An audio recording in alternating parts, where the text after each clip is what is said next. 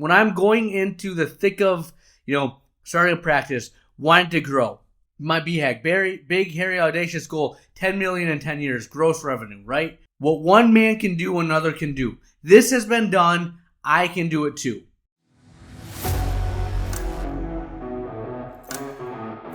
All right, my friends, the Ultimate OD Podcast. Today, we are going to find a way to be great. All right? Is there a silver bullet or is there something else? Listen to find out. We have a little bit of office talk. Full transparency, where my past year journey has been and how I'm going to get to my end goal by the end of 2023. A closing thought of the episode, we're going to choose happiness. You'll see what I mean. This is the Ultimate OD Podcast. Here we go.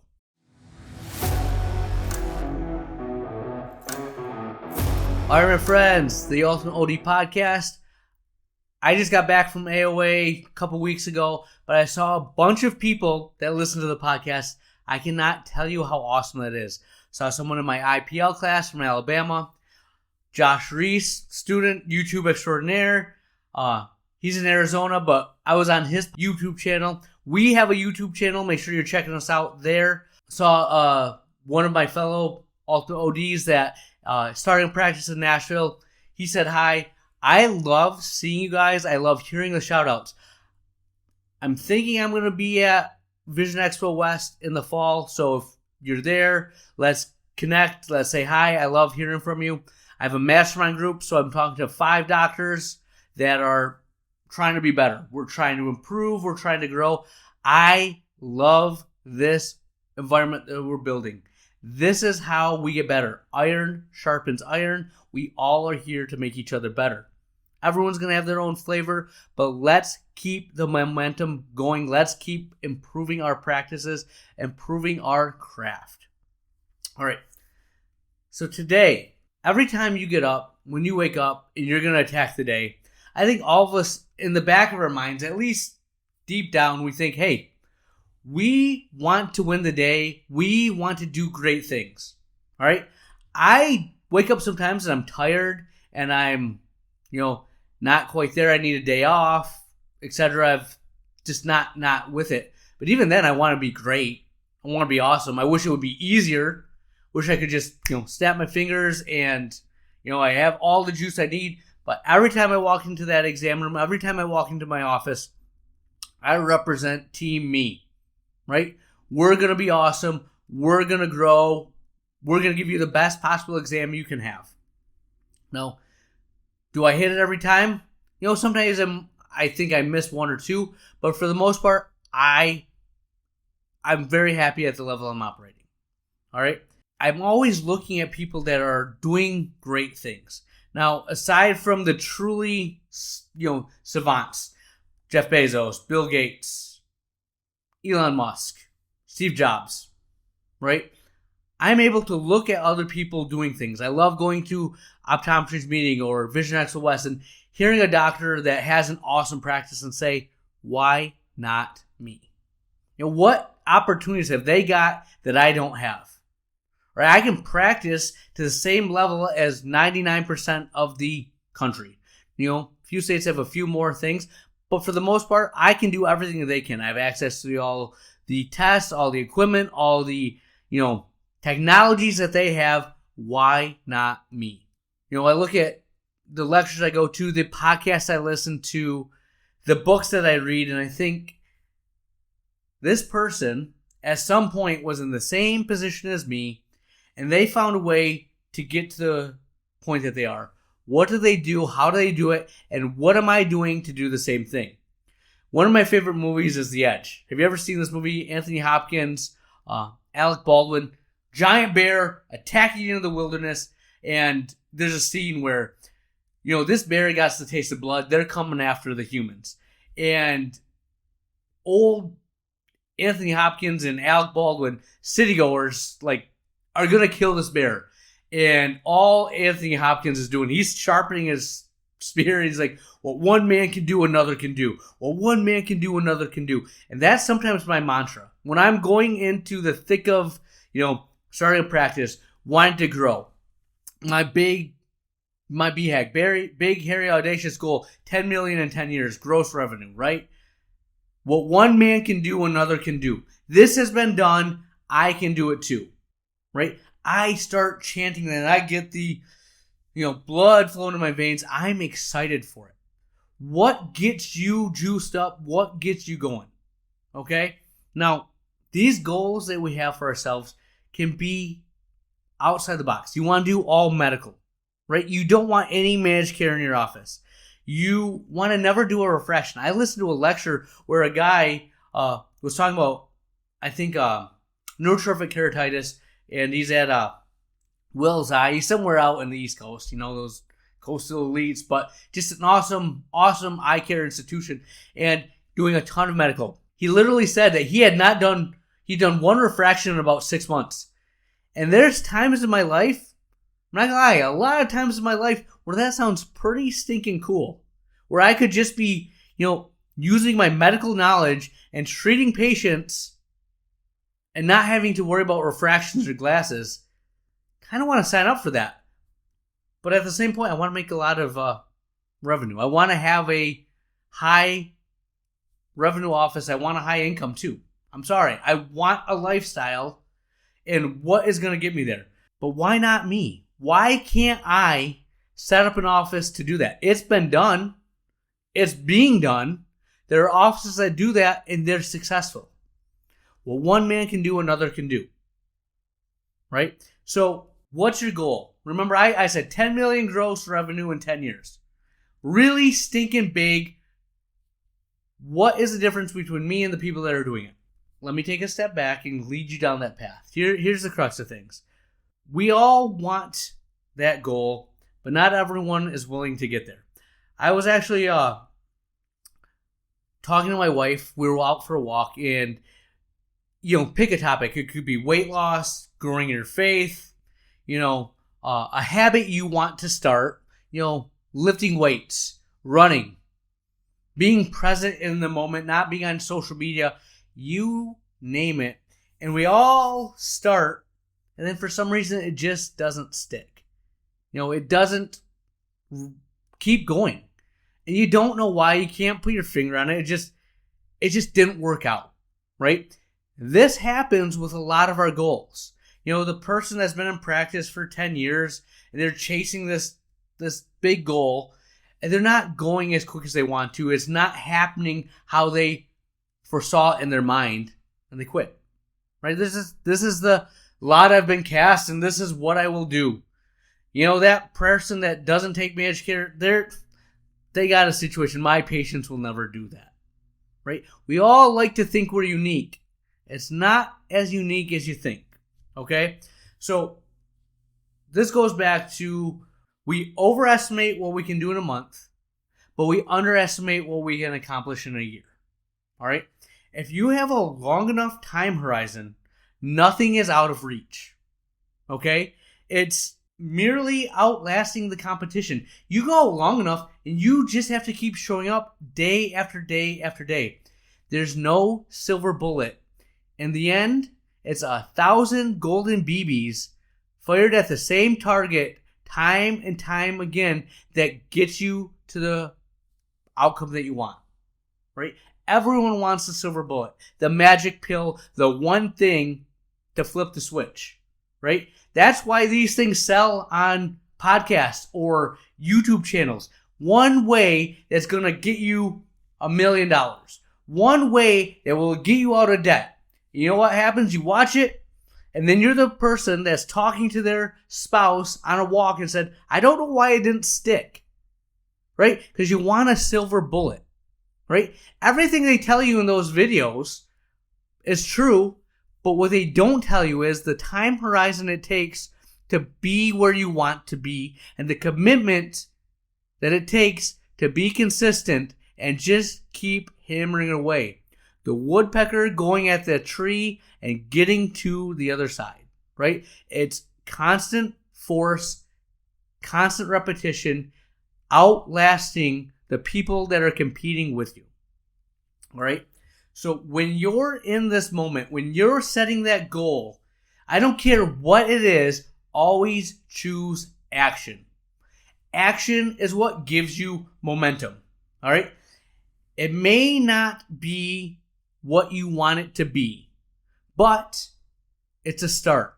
When it's dry eye, you may not have the IPL, you may not have the radial frequency, right? But you have a heat mask, you have tear care. You know what? You're going to exhaust everything you can with tear care. You know what? You might not even have that. You have vital dyes, sodium fluorescein and lissamine green, and you're having them back for a dry eye evaluation, and you're talking about lubrication because they have lid wiper epitheliopathy, or Xydra, Restasis, Mibo now with B&L, right? TP03 because they have Demodex blepharitis. You are now better than the majority of the offices out there because they're not doing it, right? Myopia management. You know how easy it is to prescribe atropine? Seriously. And no one does it because there's a hurdle to it. There's a conversation you have to have. Momentum. Action leads to momentum. All right? Drop one insurance. That's not going to get you to no managed care, but drop one.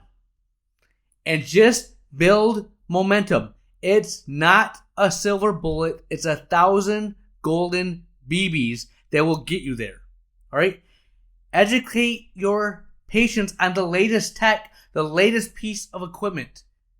Right? You may not have it, but you're going to get it. Gauge them. See if there's interest. That's action compared to, you know what, I don't have it, so I'm not even going to talk to them about it. Right? Remember the reps it takes to be great? Having the conversation, seeing what resonates with patients will help you in all aspects of your business. You may learn that people resonate to stories that you tell or examples that you give, and it may not work for myopia management, but it's going to work in your optical. It's going to help you communicate with your staff. There is no wasted effort if you have 1,000 golden BBs and a long enough time horizon. Atomic Habits, amazing book. One of the things that is there is just starting a routine. For example, my wife and I were talking about one of the things that we wanted to improve in her life. And all I said is, set this book on your desk, and all you do every day, every morning, when you get up for breakfast, open up the book. You don't have to read it. No goal of reading like X, Y, or Z pages. Merely open up the book. If you want to lose weight, I don't care what it is, for 30 straight days, you go to the gym. You don't have to go in, you don't have to work out, but literally drive to the gym. And you know what happens? Well, I'm here. I might as well do it. But your goal is not to do the workout, it's to go to the gym, to open the book. What one thing are you going to commit to for the next 30 days to start the habit? Every patient that comes into my office is going to get talked to about lid hygiene. Period. It's like brushing your teeth. Every single patient. If you're starting a headache clinic, a concussion clinic, are you going to talk to every single patient about the benefits of what you offer, of what this can mean for maybe not them, but a person in their life that's suffering from X, Y, or Z, strain on the computer? What is one thing you're going to commit to? You want to be great. Remember we talked about greatness when you woke up in the morning? You don't want to wake up and be average, and I'm asking you to do one stinking thing. Can you do that, or is that too hard? If it is, you need to look yourself in the mirror and say, what are you really trying to do? Are you in the right situation? Are you in the right mode of practice? You need to find something. It doesn't have to be optometry. What is one area of your life you want to improve? And commit to it for 30 days. The smallest, littlest thing that leads you in that direction. Every patient gets talked to about lid scrubs. Every patient will get talked to about a blue light filter. Every patient's going to get a handout about myopia. Even if they don't have it, someone they know does. I don't know. But commit to one thing. You're going to go to the gym, not to work out, but you're literally going to drive there for 30 straight days. Saturday, Sunday. I don't care, but you're going to go to that gym. Why? Because you're a person that goes to the gym. Period. So, trying to get 1% better is your goal. If you commit to this, I promise it's going to happen. Set your time horizon. Huge, far, plenty of time. Don't look for the silver bullet. 100 golden BBs, one thing, 30 days. Let me know what you got. Dr. Lily at theultimateod.com. Send me an email. What are you committing to? We'll have more for you next week.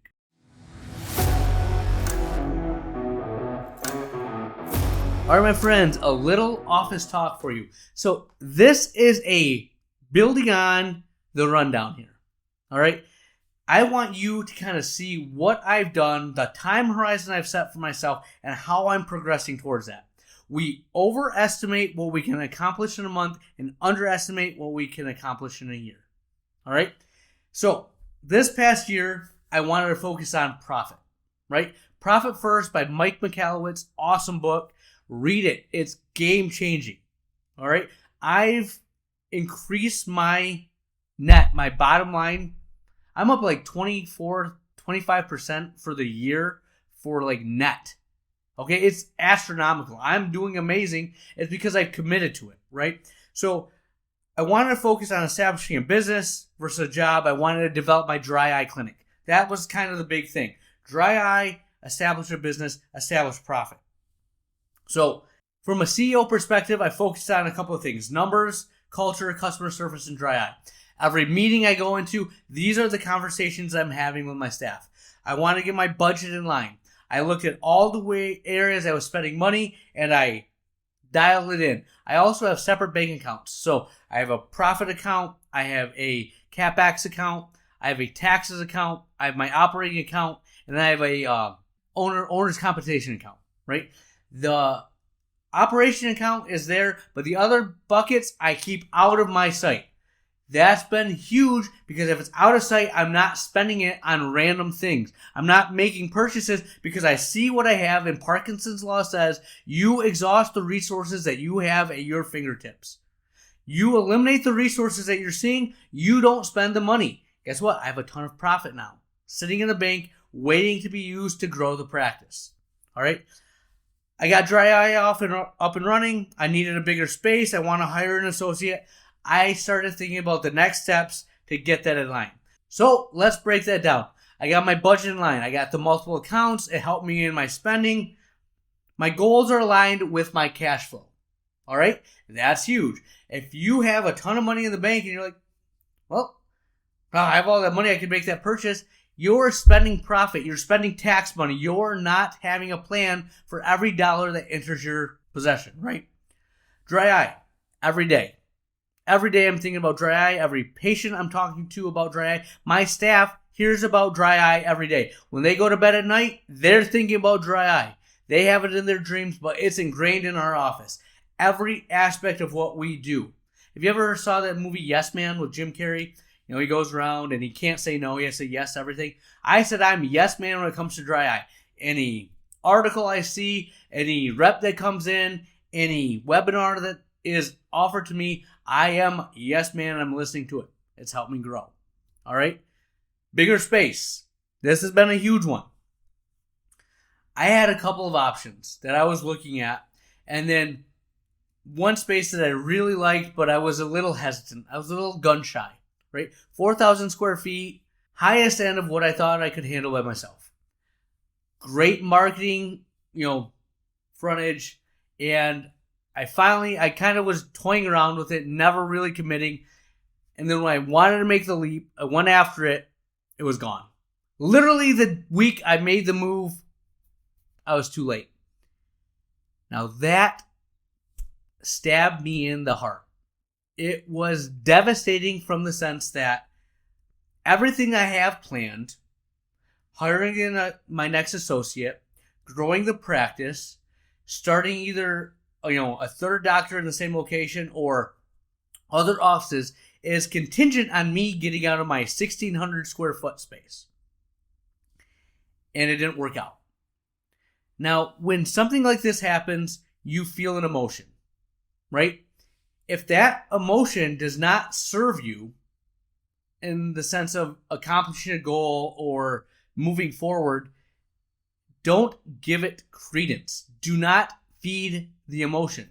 You can still feel it, Right? You can hurt, you can feel bad, cry if you want, but do not let it define your next moves, right? If you give it that power, it will own you. So I'm not going to lie to you. I felt sorry for myself for about a week.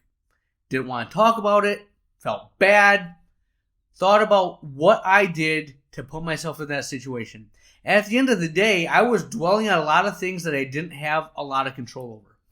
Yes, I could have been more aggressive and made the move, but the timing wasn't right at the moment. It just wasn't, right? Hindsight's always 20/20. After I had lost the space, it obviously was the right move. I let that knowledge seep into my heart that it is time to move. I need to go. Because I lost that space, I now was more apt to make a move for something else. There's an analogy I like to use is there's this lady walking on the street and a biker kind of brushes by her and kind of hits her purse and, flings her. It could have been really bad. And she turns around and looks at that biker and is like ready to yell at him. And then boom, she gets hit by a cab, right? Because she was so focused on the biker that nearly hit her, she lost sight of the environment around her, lost sight of everything going on, and got hit by the cab. Don't get hit by the cab. I lost what I wanted, and I could have made a lot of bad mistakes if I would have got caught up in my feelings, caught up in my emotions, and made a decision on tilt, if you will. However, I said, what do I control? So I called every single person that I know in the community that has any kind of real estate. What do you have? What options are there? I called my lawyer. And my lawyer set me up with a broker. I had him look at everything. I called one of the people I've worked in the past and said, are you developing anything? And I found a couple of different options. Would that big spot have been probably better? Yes, but I do have other options now. They are more within my price range, so it's a more controlled move. If I was willing to make the big move, this is a no-brainer. All right? It helps me get to where I want to go, and I'm still moving forward. Because I have a long enough time horizon, but I have a sense of urgency. So I have this year to get this accomplished. If I would have said I need to do it by the end of June, I would have already failed and I would have been at ground zero. But I've had this goal for the past year. I'm still moving towards it. Because it was a year, I have to do it by the end of the year. I now have a sense of urgency. I'm calling people. I'm trying to make things happen. Luck and opportunity. The harder I work, the luckier I get. Well, I'm having opportunities present themselves because I'm putting myself out there. I'm putting that momentum into the universe, right? Don't feel sorry for yourself. Always keep moving forward. Because I know what I'm trying to do, I have a contract made for associates. When I was at AOA, I talked to people that have resources to get me a pipeline of doctors. I know where I'm going to be. I have a sticking point getting the bigger space, but I'm still moving in my next direction, making steps to get where I want to be, because I know as soon as I get that bigger space, I have to have the next domino fall. So I'm moving towards my end goal because I have a plan for this year. If I was 1 month at a time, I would be letting myself down over and over again. But because I've given myself the year, I'm accomplishing more, making more moves, getting more momentum. This is kind of what I'm talking about with the 1,000 golden BBs, no silver bullet. And from this, I'm building relationships with a broker. I'm starting a pipeline that can get me more doctors. I have failed, but because I failed, I have a new perspective on how to pursue opportunities when they present themselves, right? I am letting all of this dictate where I'm going to be in the future. It's a long enough time horizon with no silver bullet in mind, but figuring out where I want to be and doing everything I can to have the momentum to get there. So I hope that helps you apply what we talked about in the rundown to what I'm doing in my office, giving you a full transparent look of what I'm doing, what I'm trying to do. Hold me accountable. I talked to my mastermind group about this. They know this. Now they can see the moves I'm trying to make. They have talked to me about the things they're trying to accomplish. They're making moves too. Iron sharpens iron. So I'll have more for you next week.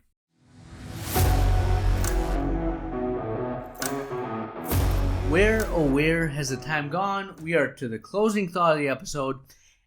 And today I'm going to talk about something that I just talked about in the last segment, and that's emotion. All right? When you have something happen to you, you have a choice of how to react to it. You control 100% the perception of. You can choose to be happy. You can choose to be sad. You can choose to see it as a failure or choose to see it as just a learning experience for where you're going to be, and this is a good thing, right? Everyone is going to feel the emotion. How you react to it will define where you're going to go. When you give an emotion power over you, you are saying that you have no control over this and it is now owning you. Remember, things happen and emotions are a reaction to something that's in the past. Are you going to let it help catapult you to where you want to go, or are you going to let it be an anchor and hold you back? Just because you're not reacting to the emotion does not mean you do not feel it. You can feel the emotion, but you choose your reaction to it. And when I say that to you, why in this world, no matter what happens to you, will you not choose happiness, to choose positive vibes from whatever occurred? It's a choice you make. That's really big picture, and you can always say, but this situation is different.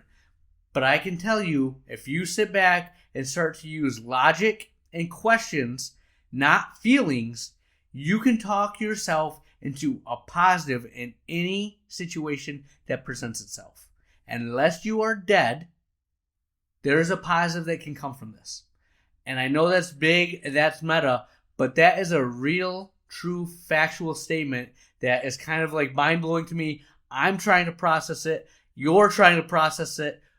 Watch this, listen to it a couple of times, and remember, literally, you can choose happiness with anything that comes. You have that ability. That's what I have for you. Dr. Lily out.